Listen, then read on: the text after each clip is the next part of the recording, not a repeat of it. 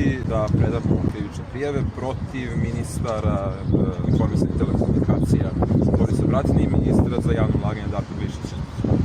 Oni su svojim skandaloznim nastupima na sredstvima javnog informisanja izvršili krivična dela, pre svega član 343, član stav 2 u vezi sa stavom 1, svojim izjavama da policija može da ubija studente i da se na blokadarskim fakultetima studenti deca mogu vratiti kući u sanducima, uznemirili javnost, afirmisali nasilje prema studentima i, da kažemo, legalizovali nelegalne postupke organa policije. Pa mi se kao pokret od početka zalažemo za primjenu prava. Mi ćemo koristiti sve moguće pravne načine da dođemo do pravde.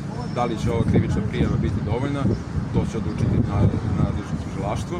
Mi ćemo uraditi sve u našoj moći da do pravde dođemo. Dakle, koja god da bude kazna dosuđena, odgovornost ima svoje ime i prezime, zna se ko je počinjelac krivičnog dela, zna se ko uznemirava javnost, tako da mislim da tužilaštvo će biti vrlo lako da ih oglasi krivim, jer same te izjave da zamenjujemo kovčege učenjem i smrt znanjem je nešto što ne sme ni da se izgovori dok ste sami, a kamoli na nacionalnoj frekvenciji.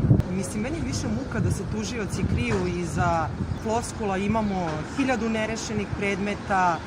Kad god smo mi u pitanju, tužilaštvo vrlo brzo radi, ali kada su neke časne stvari u pitanju kojim zakon dozvoljava da oni brzo i urgentno rade, oni se vade na posao. Jednog dana će doći do smene ove vlasti.